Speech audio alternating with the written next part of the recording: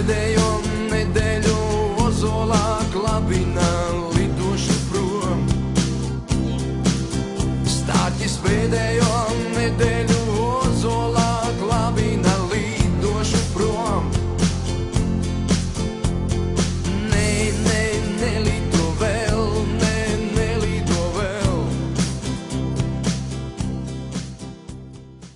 Mūsu izdomātā teika par to stārķu laulāto pāri. Viņi rojā dzīvo jau daudzus gadus.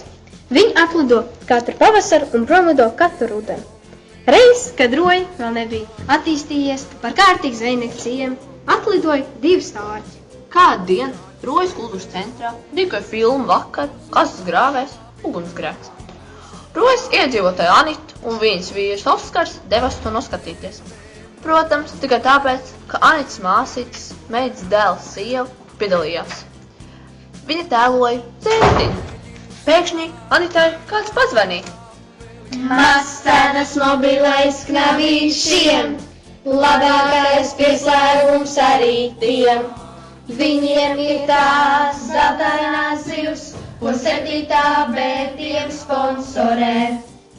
Anita ar Oskaru jau gandrīz bija pie kultūras centra, kad pēkšņi virs viņiem kāds iedziedājās.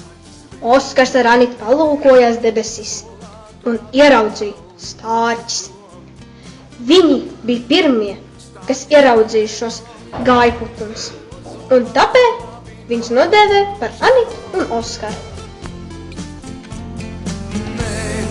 Nelido vēl, nelido vēl.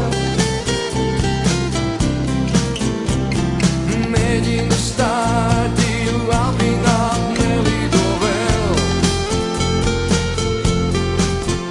Jau augusts un stārķis lido prom.